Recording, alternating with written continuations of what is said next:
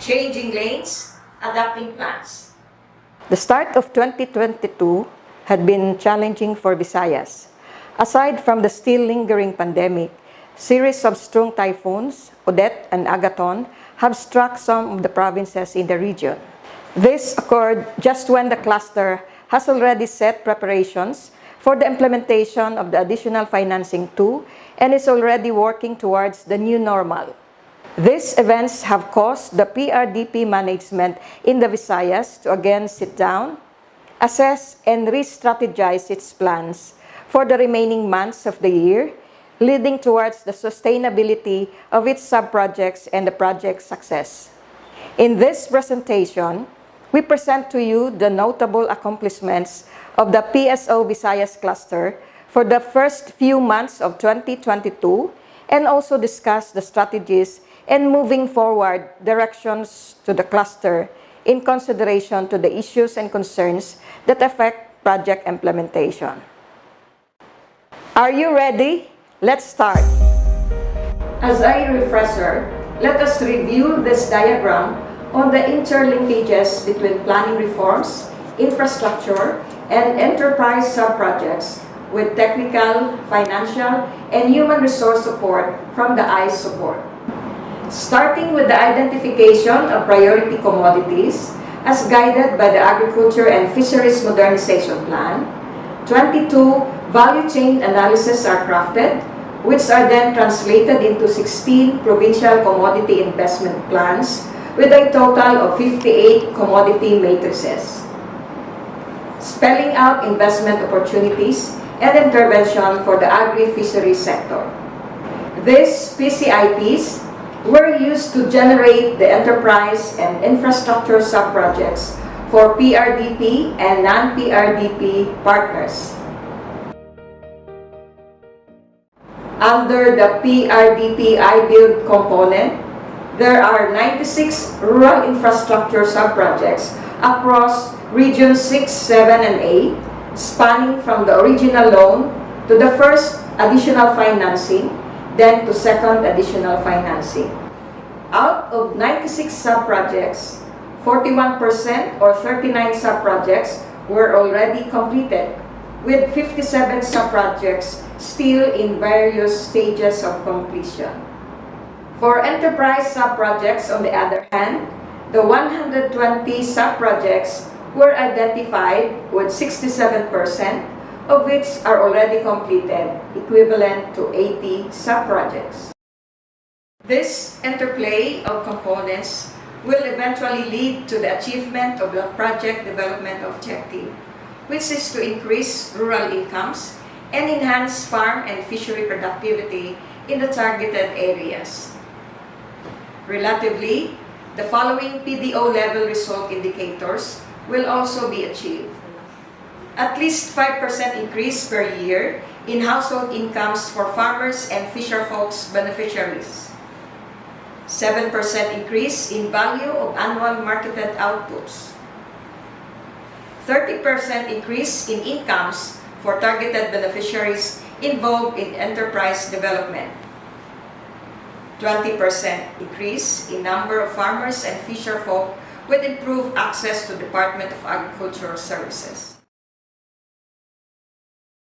As a project designed to establish the government platform for a modern, climate-smart, and market-oriented agri-fishery sector, PRDP is contributory to the transformation of the Philippine agriculture.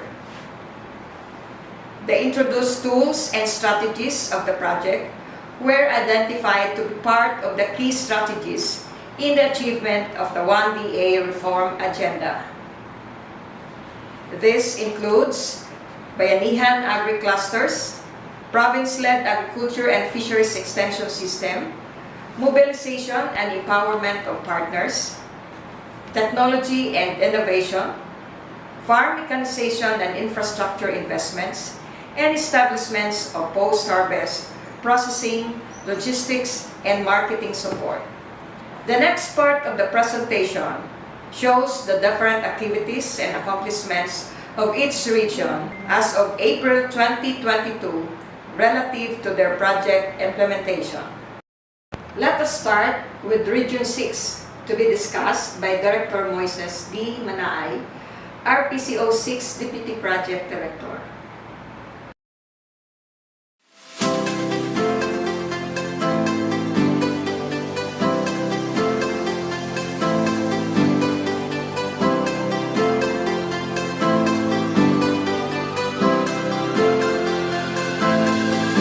Proving true to its mission to promote growth in the country's agriculture and fisheries sector, the Department of Agriculture Philippine Rural Development Project continues to extend developments by attracting more investments and resources, partnering strongly with the private sector and local government units in view to increase food sufficiency levels and likewise modernize and industrialize the country's agri-fishery advancement. This year, 2022, the Regional Project Coordination Office 6 continues to deliver service amidst the challenges brought about by the pandemic and the calamities that struck the region over the past years. As it had shown resilience to suffice the need for improvement not only of the agricultural but as well as the demands of the communities in general, we are now down to our 14th World Bank Implementation Support Mission to report the summary of our accomplishments as of April 30, 2022. This presentation, composed of 3 parts, giving updates for each component, the I-Plan, the I-RIP, and the I-Bill. First, for the I-Plan, there are 2 commodities cluster-wide with approved value chain analysis, the abaca and the seaweeds. For the commodities in the region, we have the oyster, swine, matured coconut, native chicken, mango, goat, coffee, and cacao. There are 3 commodities under Region 6 which the preparation of BCA is ongoing. The aquaculture, specifically milkfish, and the highland vegetables are in the ongoing preparation status, while the banana is at the second revision based on the NPCO review comments for issuance of no objection letter.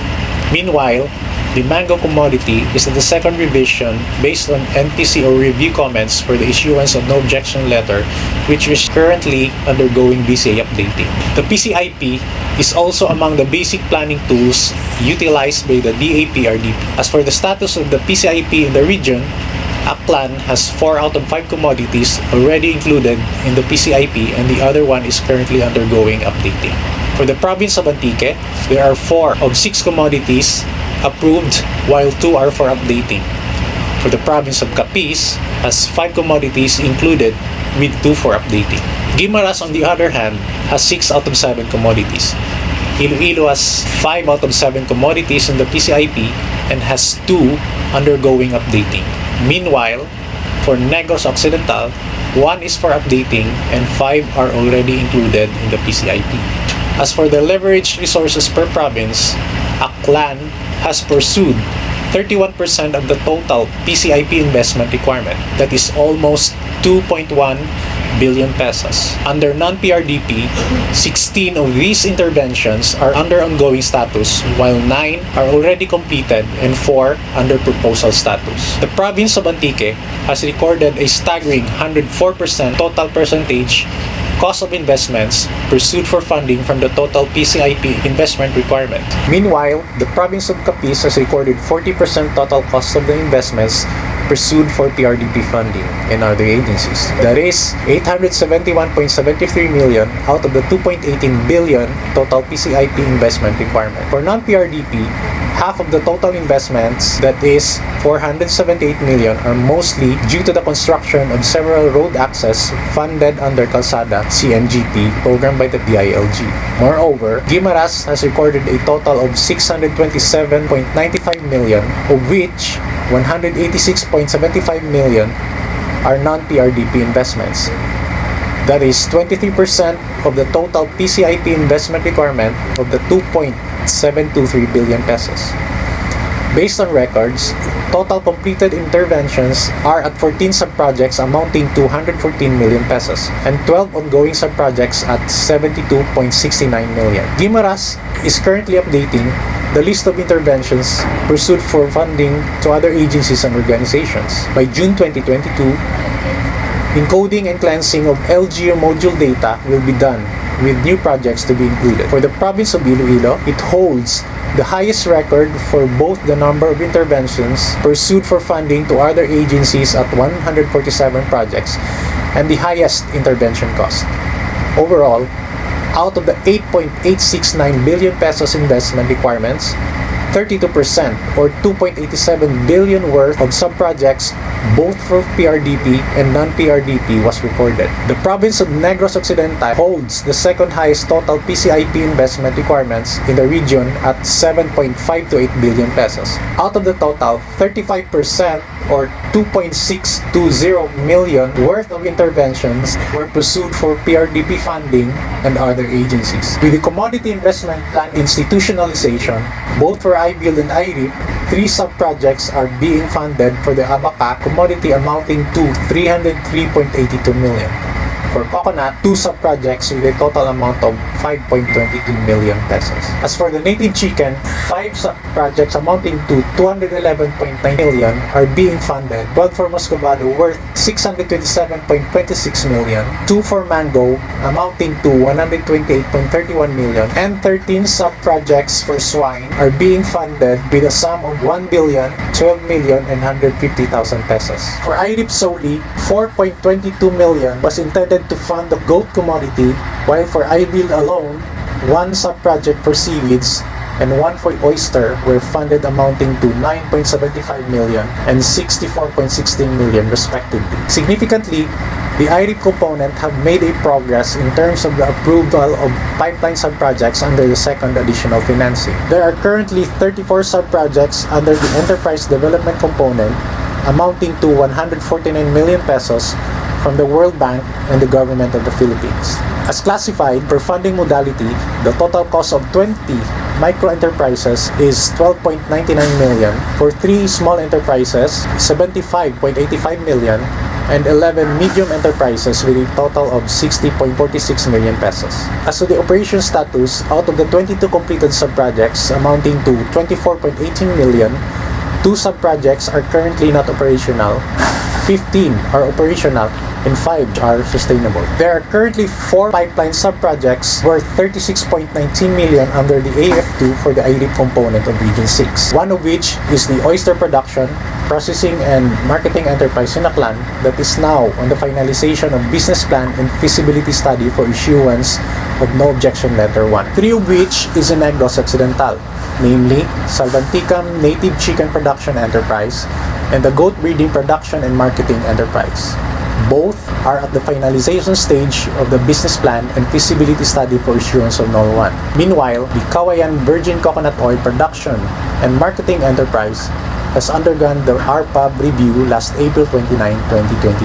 Simply starting off last November 14, 2017, with a total project cost amounting to 999,950 pesos, jointly funded by the World Bank, DAPRDP, Provincial Local Government Unit, and the TAPA counterpart, the association began the operations of their Lambaklad livelihood project, which allowed them to re-engage in fishing and as well as provide employment in the locality. As of thriving unstoppably, TAPA has been accredited as a legitimate civil society organization last October 1, 2021 by the DA. On January 22, 2022, they were given a food terminal, Talipapa, and was granted with 1 unit hauling vehicle amounting to 1 million pesos through the Kadiwa program under the DA regular program as well. Finally, for the infrastructure component, there are 20 approved sub-projects worth 1.81 billion pesos as funded by the loan proceeds and the Government of the Philippines. Under the original loan, 18 sub-projects were already completed, while 2 are ongoing construction, which are at more than 50% status. On the other hand, 3 approved sub-projects are under the additional financing 1 with a total amount of 284 million. Each of the project is located in Aklan, Iloilo, and Negros Occidental. As to the procurement progress of these sub-projects, 2 are already completed and 1 has already more than 50% completed progress rate. The OMAS is one of the monitoring tools of DAPRDP that seeks to identify strategies implemented by the LGUs benefiting from the PRDP sub-projects in order to maintain its quality and condition, ensuring progress to farmers and residents. Among the 12 sub-projects that have undergone inspection, 9 of which are rated as good, while the other 3 has a fair rating. As evident in the results of the rapid appraisal of emerging benefits, the rehabilitation of Barangay Kaduhaan to Sitio Aloyan Farm to Market Road has improved the mobility of the people, goods, and services in the road influence area. It has provided easier access to employment opportunities and basic social services such as schools and health centers. The FMR, augmented by the construction of the 40 linear meter Dalayapan and 75 linear meter Sicaba bridges, has increased local trade and productivity, reduced production costs of farm input and output, and has minimized post-harvest losses. As we continue to extend our services to various rural areas, the RPCO6 commits to relentlessly render our utmost best in the delivery of services as we envision a better life for our farmers and fishers, and as we live into our mission to enable more communities and expand opportunities. Thank you for the updates, Director Manay. We now move to Region 7 for further details of their highlights and accomplishments, where we are joined by Director Cirilo N. Namo, RPCO 7 Deputy Project Director.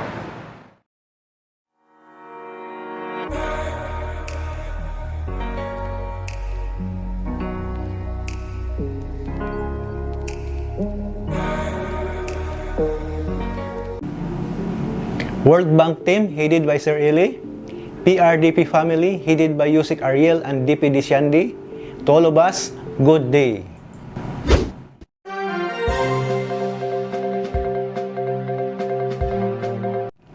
Met by hurdles of the ever-changing times, the Philippine Rural Development Project's implementation in Central Visayas continues to thrive. The I-Plan component crafted 8 region-wide value chain analysis, namely Abaca, beef cattle, buffalo dairy, cassava, highland vegetable, native chicken, seaweeds, and virgin coconut oil. These BCEs give provincial commodities the opportunities for expansion, wider marketing, and more funding resource. Bohol province has uptake 6 out of the 8 BCEs, which were translated into Provincial Commodity Investment Plans or PCIP. Cebu has 4, while Negros Oriental and Siquijor has 2. Additional BCE on swine will be added together with the updating of other BCE like native chicken. Data from PRDP's Management Information System or MIS shows Bohol has the highest number of non-PRDP investment amounting to 22.6 billion pesos. A large portion is dedicated to the development and expansion of Bohol's native chicken industry, while another 16.6 billion pesos is being proposed for funding. For Negros Oriental Province, non-PRDP investment are at 429.6 million pesos, of which 387 million pesos has been approved, while 41.8 million pesos is being proposed. Siquijor Province has a total non-PRDP investment funding of 160 million pesos. 154.8 million pesos of which has been approved, and 5.1 million pesos is being proposed. For Cebu Province, an approved non-PRDP investment are at 135.1 million pesos. Overall, IREP and IBELD per commodity funding have amounted to 1 billion pesos. For the enterprise component, Cebu and Bohol provinces have the most number of implemented sub-projects, followed by Siquijor and Negros Oriental respectively. Out of the 29 sub-projects funded under the original loan, 16 are micro-enterprises while 13 are classified as regular sub-projects. 12 micro-enterprises are for turnover while the rest are still working on GIT compliances. 10 of the regular sub-projects are now in their final liquidation phase and due for turnover, while the remaining 3 are processing the second tranche liquidation. Of the businesses under RPCO 7 guidance, 3 were able to secure a license to operate or LTO, namely the Bohol Dairy Producers Association, BUDPA, in Ubay, Bohol, Canholaw League of Women, Clown in Hagna, Bohol, and the Catulayan Community Multipurpose Cooperative, CCMPC, in San Juan, Siquijor. The rest of the businesses are continuously operating. Currently, RPCO 7 enterprise disbursement is at 92%. Of the total 105 million pesos obligated loan proceeds, LP, and Government of the Philippines, GOP. Under the IBELD component, delivery and access to agricultural services have been swept and much improved with the realization of the 8th farm-to-market roads in various communities in the provinces of Cebu and Bohol. Out of the 8 FMRs funded under the original loan and additional financing, 5 have been turned over, 2 are waiting for turnover, while 1 is targeted for completion. On IREP civil works, 6 out of the 7 have been completed, while 1 got delayed due to the recent typhoon. Infrastructure like the Alegria Integrated Potable Water System, Level 2, still working under liquidated damages. 2 sub-projects funded under the additional financing 1 are ongoing. For the first quarter of 2022, IBELD disbursement is at 93% of its disbursement target. Lastly, on audit to FMR conducted by the Regional Operations and Maintenance Audit Team or ROMAT in Cebu and Bohol yielded good remarks of 1.5, an indication that the local government units and barangays had utilized the respective operation and maintenance plans in place. And that's the latest here in RPCO 7. Back to you, PSO Visayas.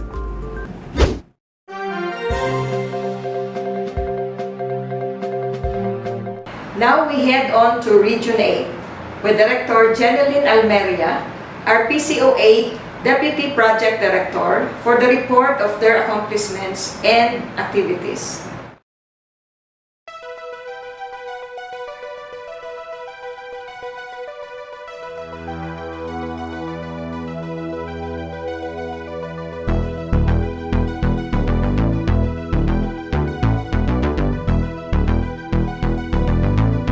Eastern Visayas, being situated in the country's easternmost part facing the Pacific Ocean, is often visited by typhoons, causing a big impact on the region's agriculture sector.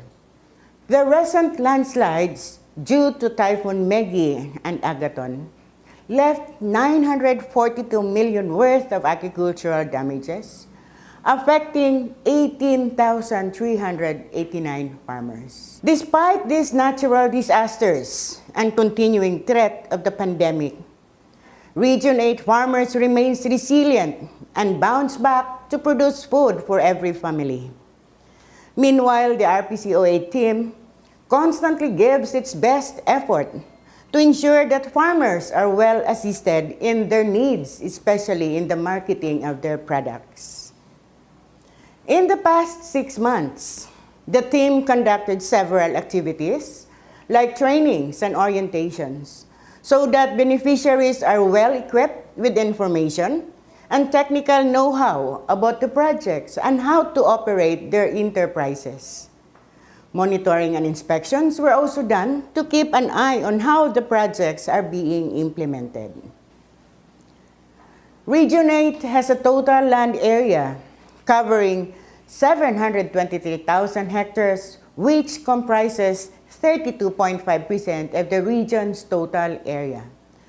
The region is currently covered by 6 approved value chain analyses: cocoa geonuts, cardaba banana, jackfruit, coffee, abaca, and seaweeds. To date, RPCO 8 is still working for the approval of the value chain analysis for goat, cacao, and coconut. In the 6 provinces, each has various approved provincial commodity investment plans. Cocoa geonut is a priority commodity in Northern Samar, Eastern Samar, Southern Leyte, and Sugod. Meanwhile, abaca is prioritized in Northern Samar, Southern Leyte, Sugod, and Biliran. Seaweeds is prioritized in Eastern Samar and Leyte. Cardaba banana is prioritized commodity in Samar, Leyte, and Biliran. And jackfruit is a priority commodity in Samar, Leyte, and Ormoc. Admittedly though, there are ongoing updates with the addition of commodities in their respective commodity investment plans in some provinces like Northern Samar, Eastern Samar, Leyte, and Southern Leyte and Sugod. Currently, Region 8 has a total of 54% value chain analysis to PCIP uptake, in which 15 out of 28 commodity matrices are being taken up by the 6 provinces. For the province of Leyte, they have a total uptake of 3 out of 5 commodities for the PCIP. Commodities included in their PCIP are banana, seaweeds, and jackfruit.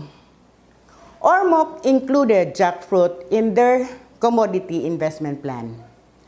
Biliran, Eastern Samar, Samar, Northern Samar, and Southern Leyte have 2 commodities included in their provincial commodity investment plan. Of the total 16 billion pesos investment requirement as identified in the PCIPs across the 6 provinces, we were able to leverage funds of almost 3.9 billion pesos, both for PRDP and non-PRDP sources. At least 20 commodities amounting to 1.4 billion pesos, both for IREP and IBuild, were PRDP and the rest from non-PRDP. A few of these commodities are banana cardaba, coconut, cocoa nuts, and swine. The economy has been facing challenging time from the pandemic to the global war that affected the lives of every individual, especially the marginalized communities. This has made crucial extending to farmers more assistance in marketing of their goods in order to sustain the needs of their own families. Hence, the RPCO8 has been assisting 57 sub-projects under the IREP component with a total project cost of 134 million pesos under the original loan, and these are expected to be turned over by the end of 2022. 37 out of 57 sub-projects are fully operational. As of March 31, 2022, 44 IREP sub-projects were completed, and 7 of which are successfully turned over.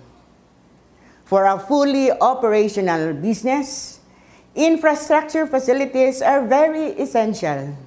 This includes farm-to-market roads, processing, consolidating centers, and potable water system. To date, the RPCO8 has 18 approved IBuild sub-projects, 13 of which are under original loan, of which 11 sub-projects are completed, amounting to 717 million pesos. 5 sub-projects are under additional financing 1, with 4 of which are completed in the amount of 249 million.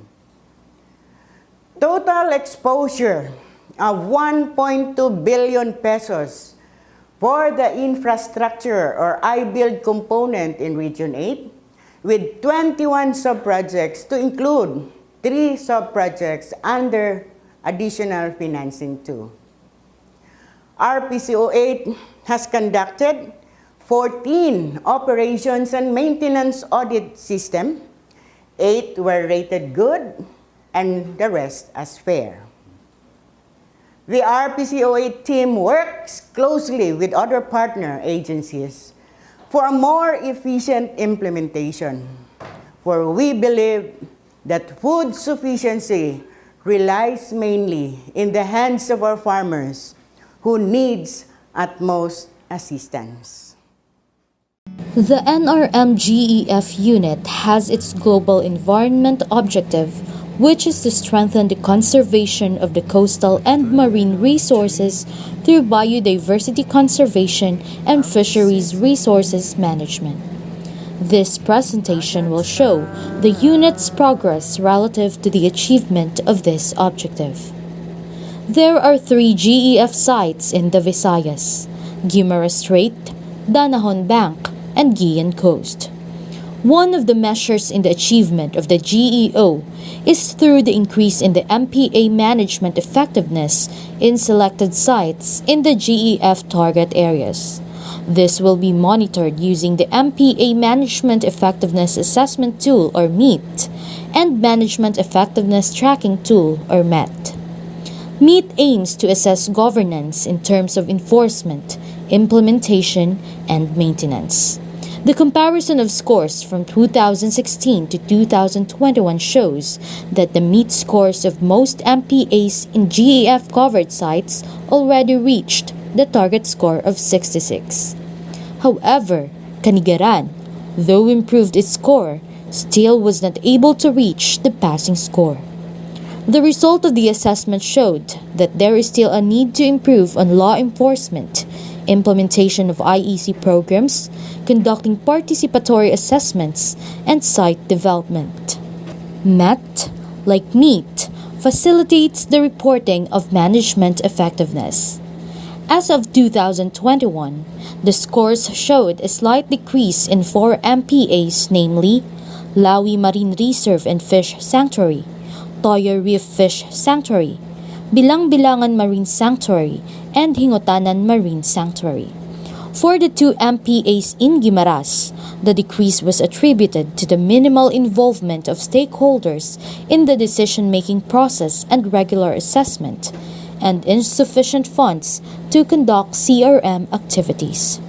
For Bien Unido Bohol, the slight decrease in the scores is mainly due to no improvements on law enforcement. Nevertheless, all MPAs covered by GEF in the Visayas already reached the target score of 66.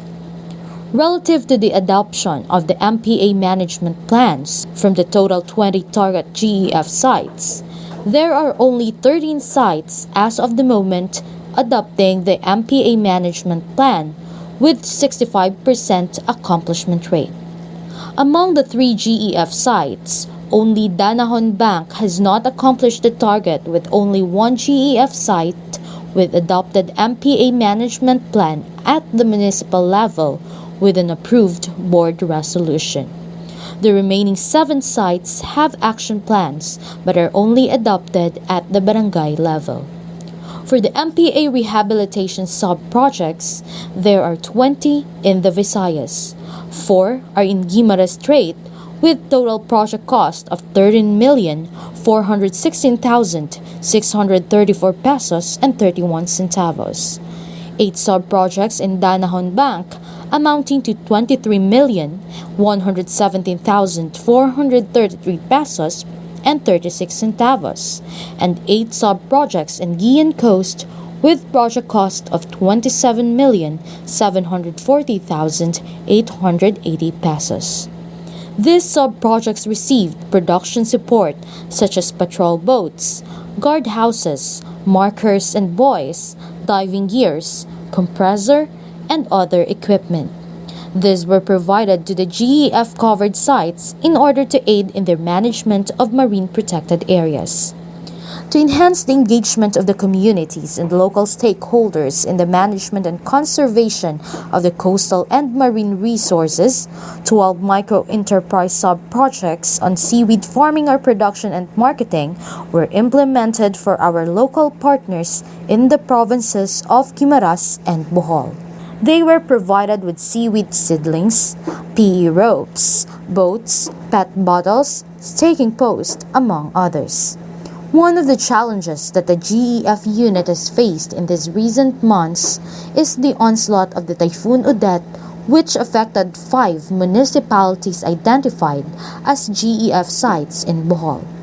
Many of the procured inputs were damaged and the livelihood of the farmers in the area was affected. As the project's response to this, a technology demonstration was conducted in 8 sites in the province of Bohol last April 19-21, 2022. In this activity, the participants were trained on how to culture milkfish and were provided with startup materials. Aside from the support to the affected beneficiaries, the project also conducted a scuba diving and underwater resource assessment training last May 11-17, 2022 in Bohol. This activity aims to enable the community to conduct regular underwater assessment at all time, but especially after the occurrence of any calamity in the area. This training was attended by representatives from the PLGU, MLGU, and proponent groups. Activities like this are hoped to be continued even beyond the project life.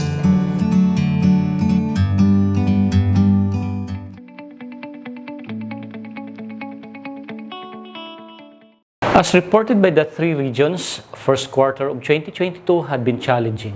But despite these odds, the PRDP components and units have managed to respond, adapt to these challenges through quick action and planning. These presented accomplishments prove that in PRDP, we deliver against all odds for the greater good of our beneficiaries.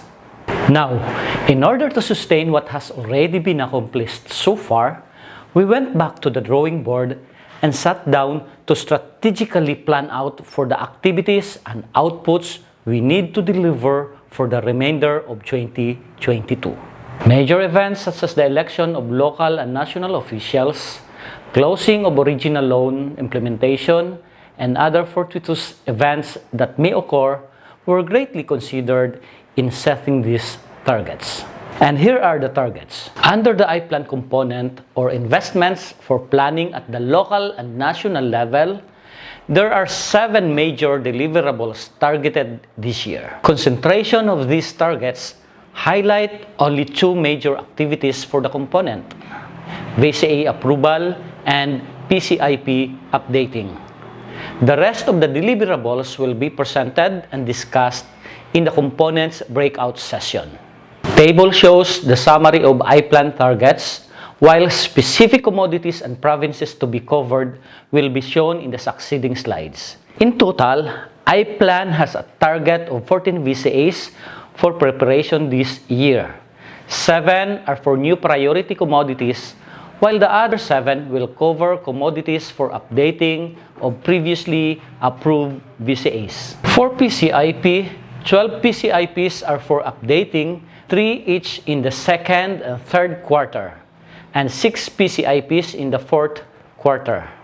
Relative to the target VCAs for preparation, the cluster has 14 VCAs in total, due for approval for the next 3 quarters. 7 of these are currently undergoing its preparation. These VCAs are as follows: Highland vegetables, aquaculture for Region 6, swine, native chicken, and cacao for Region 7, and coconut and goat for Region 8. Aside from those VCAs in preparation, the cacao VCA of Region 8 is already due for approval, which means that it has already undergone review by PSO and NPCO, and their comments were already complied.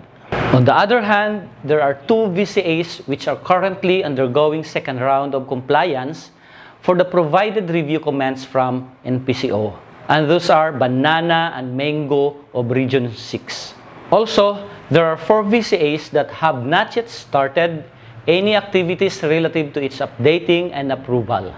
These are Moscovado and oyster of Region 6, Highland vegetables of Region 7, and banana for Region 8.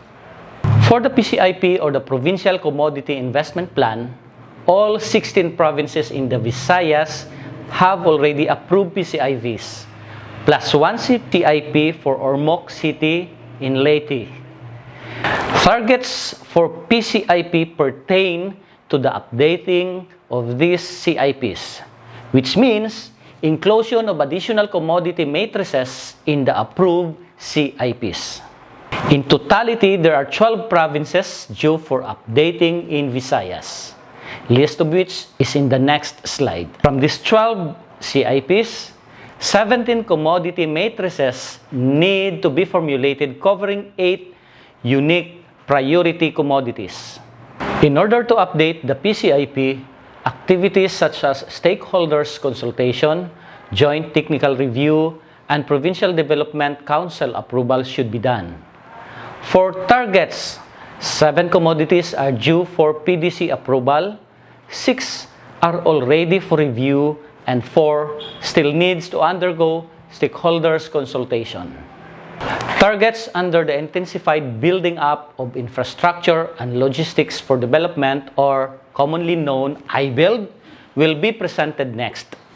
The IBUild component has a total portfolio of 43 sub-projects under AF2.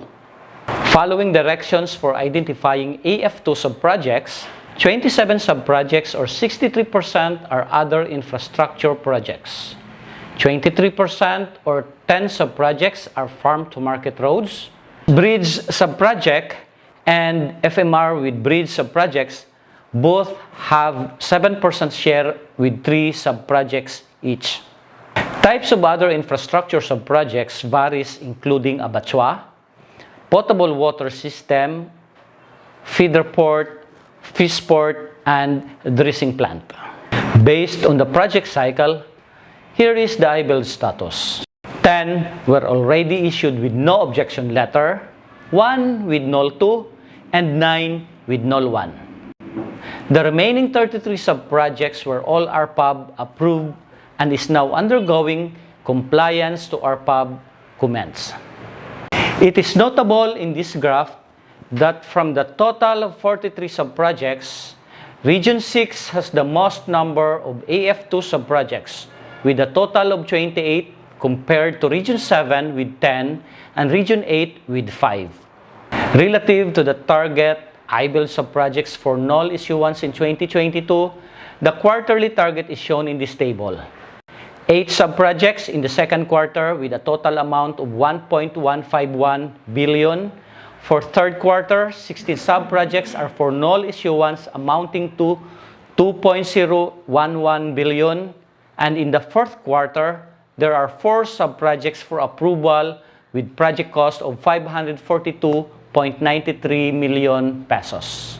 Now, let's proceed with the investment for rural enterprises and agricultural and fisheries productivity, or the IREP component targets. IREP has a total AF2 portfolio of 31 sub-projects, amounting to 389.63 million, both for LP and GOP. A total of 9 sub-projects are targeted to be issued with null this second quarter, 10 sub-projects in third quarter, and 12 sub-projects in the fourth quarter. Among regions, Region 6 has the most number of proposed sub-projects under AF2 with 15 sub-projects, while Region 7 and 8 have 8 sub-projects each. Let us now proceed to the status of these pipelined AF2 sub-projects under IREP. From the 31 sub-projects under the AF2, 6 are RPAB approved already, 3 were already reviewed and is currently undergoing compliance. 2 are in the business preparation stage, while 1 sub-project has validated and confirmed proponent group. These 12 sub-projects are the priority sub-projects for AF2. On the other hand, the 19 sub-projects, which are still in the PG identification and validation stage, are the buffer sub-project of IREP. In terms of the physical completion of the 120 approved sub-projects under original loan, 67% or 80 sub-projects were already completed, which leaves 40 sub-projects for completion. However, because of some implementation issues, 3 of these sub-projects are for cancellation, leaving the remaining 37 sub-projects due for completion this year. Now, let's go to the disbursement targets for sub-projects of iBuild, IRIF, and JEF. For iBuild, the total disbursement target is at 798.54 million, spread across the second to fourth quarter of 2022. Under the original loan, the target disbursement is 262.57 million. For the additional financing one, an amount of 268.24 million pesos is targeted. As for the additional financing 2, the target disbursement is 267.73 million. The IRIF component, on the other hand, has a total disbursement target of 83.77 million for the rest of the year, starting second to fourth quarter. 11.91 million of this is under original loan, while 71.87 million is under additional financing 2.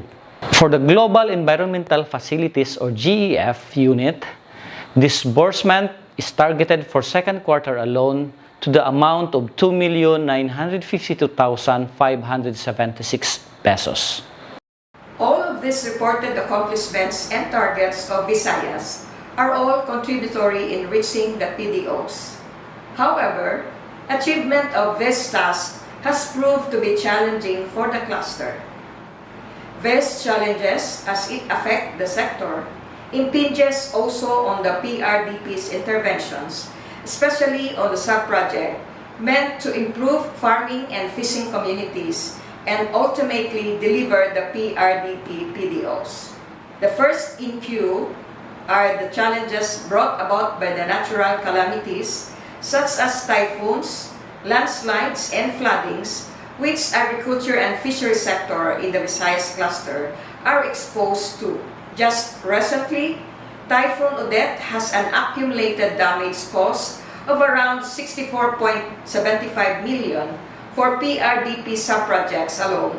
That includes damage to infrastructure projects, enterprise and supported research facilities. Next are the limited logistical facilities in the cluster. Visayas is surrounded by bodies of water that divides the provinces, that makes transportation of people and goods difficult and challenging.